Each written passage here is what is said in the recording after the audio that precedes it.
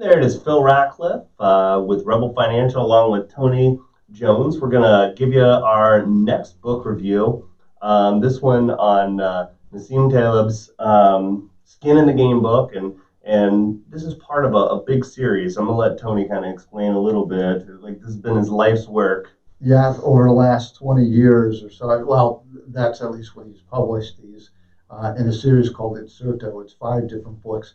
Skin in the Game is the last of the 5. It's probably the most common one that everybody knows is the Black Swan. So, but really, he is talking about, I mean, his website does a great description of who he is, and it's fooledbyrandomness.com. So Black Swan has to be the extreme or the tail in what he's doing, and it kind of all ties in together, including Skin in the Game. So an interesting book. He's a really entertaining author.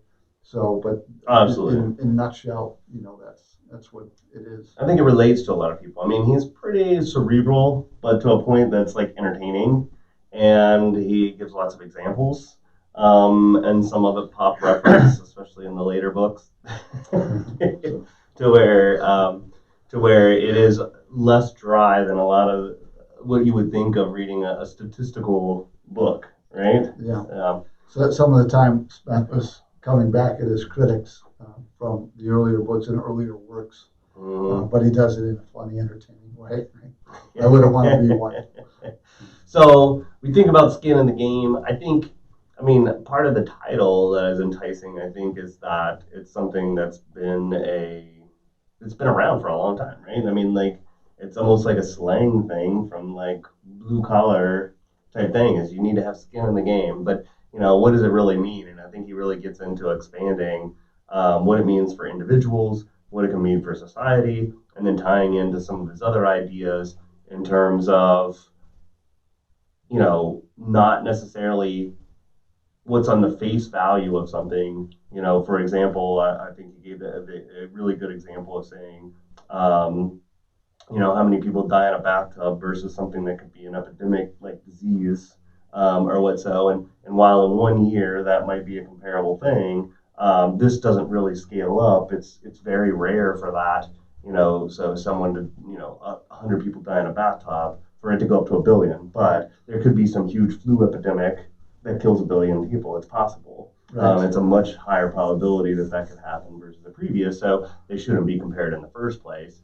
And then for Skin in the Game, as we think about it practically, it's a pundit getting on and talking about some stock that they don't own, right? Like, so you have no dog in this fight, and it's interesting because a lot of journalists will do the exact opposite and say, "Well, I can't talk about a stock if I own it." Right. And Nissim is just like, no, if you don't own it, you can't talk about it. It's like the exact opposite. So it's very interesting, and I can see both sides of it. But really, if you don't have the courage of your conviction, I mean, that's one of the screens that we do on the investments that we hold for our clients. I very much look to see what the portfolios manage or own of their own fund. I think it's an important well, especially with active investing, right? I mean, Yeah. So if they're going to push these things on people, they should have skin in the game.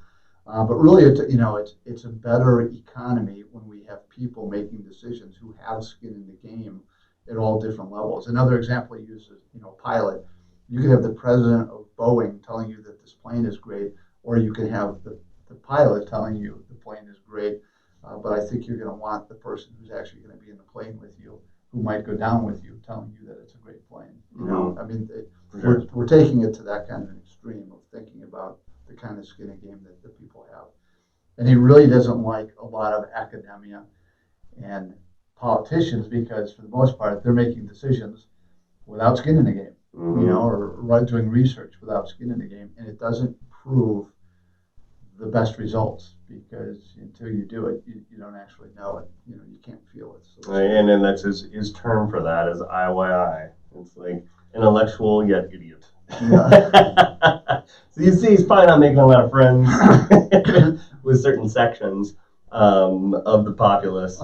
But I mean, I think that's probably part of the appeal that even an academic could admire to a certain degree, because if you don't have the courage of your convictions to say what you want to say or what you believe, because of like social repercussions, then is that really rigorous and right? Right. You know, it is interesting in that respect. So kind of hitting into a couple of the line items for it. I found personally one of the most interesting parts of it was the minority effect and the fact that minorities that don't necessarily that don't how do I say it better like swing both ways actually will win in the end.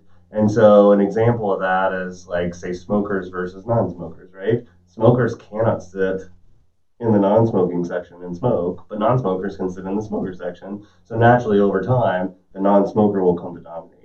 And I found one of the things that's kind of disturbing, but I don't necessarily think that it's easily refutable. Is him talking about how a lot of democracies are currently committing suicide by allowing non-tolerant religious regimes to exist.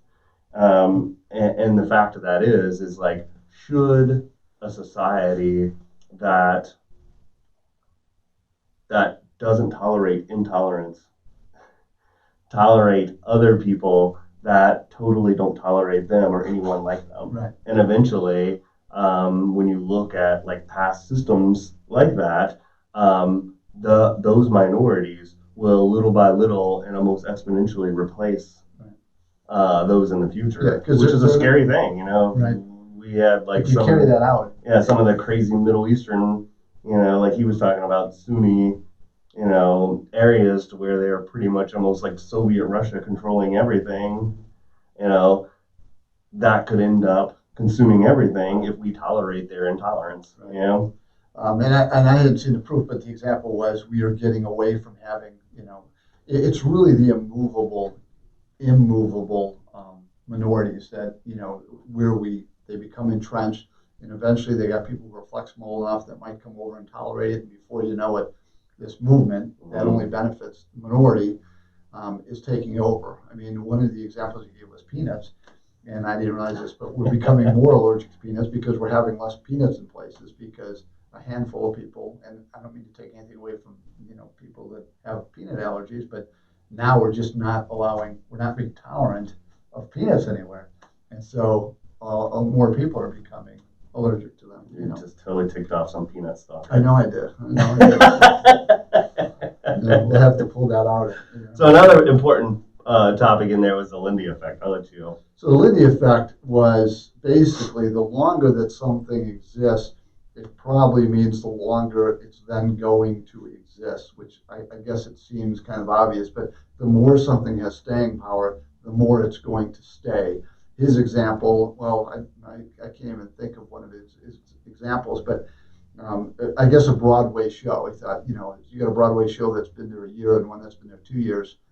It's more likely the one that's been there 2 years is going to be the one that's longer in the end, And if you take a look at all the different examples, they'll if something's going to fade, it'll fade sooner, and if something's going to last, it'll just keep lasting and lasting. Yeah, just like books. You take a book from a couple thousand years ago, Plato or whatso, and it's still going strong. But again, he mentions as long as it stays popular. I mean, things can go out of vogue, sure, over time. But if it's been there for 2,000 years, I mean, people are still going to read it. Right. Right. If it's been here for 1 year and was a romance novel and popular for a second, not next year, it's probably not coming back. No. It makes sense, right? But there's a lot of that, and I think you can see it even in human behavior. Some of the things of getting in line and people wanting to get in the longer line because it's probably got the better stuff, right? So following the crowd, and to a certain degree, can be a shortcut to making good decisions. It can make bad decisions, but generally, it's a pretty good shortcut if you don't have any information of what's the better decision. And when you have something that, like a book or something bigger that's lasted years and years and years and years, I think it takes that to a more extreme. It's almost like people voting for it, right? Yeah. Over a long period of time. It makes sense. Yeah, and something that is probably more recent. We think about like pop music, right? Some of the music that you might listen to, if it's a 20-year-old song, has been around and will continue to be around, but yet there are songs that are popular today that might last for a few weeks. and then they're going to be gone. So a lot of music, especially the older music we listen to, a lot of that has just had the staying power, and will keep doing so. So there's a number of different things. So another thing he talks about is true learning, and I guess we kind of touched on this before as we go down the list here, but really you're not going to feel something, to internalize something, unless you actually do have skin in the game and you're participating in whatever the subject is that you're talking about. You just can't sit there in an ivy tower and write about things that you don't have experience or know. I mean, you can't experience how people are, like I said, internalizing things and what they're feeling. Yeah, and I think that goes along to like thinking about skin in the game in general is when it's individual things, like driving recklessly or whatever the case. A lot of those people, if they have that skin in the game and they do it, they're going to die. Right. And so it's not like those people are driving it from a computer, right? And there's no skin in the game on that. And when you really take something big that has potentially systematic consequences for like a huge proportion, so you have somebody that never served in the military that isn't personally going to pay the consequences. Their kids aren't personally going to die. Says let's invade North Korea or something like that.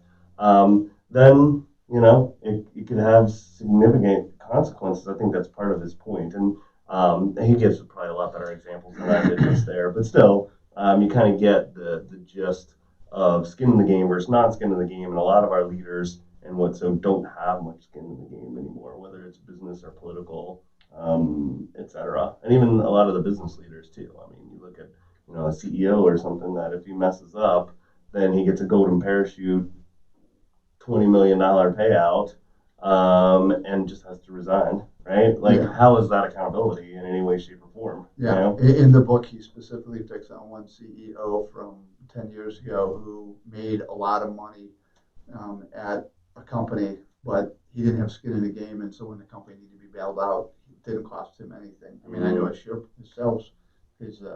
shares went down, but he still had pocketed tens of millions of dollars by that time. So, I mean, we see more and more of those examples. So, throughout the book, though, I mean, he really he does not want to be criticized by people who are in academia and don't have experience. So, I mean, it's an entertaining theme. It is entertaining, and I mean, like you just even look at it, like obviously, Donald Trump is not the best person, but he is like that guy's got more skin in the game than all the other politicians.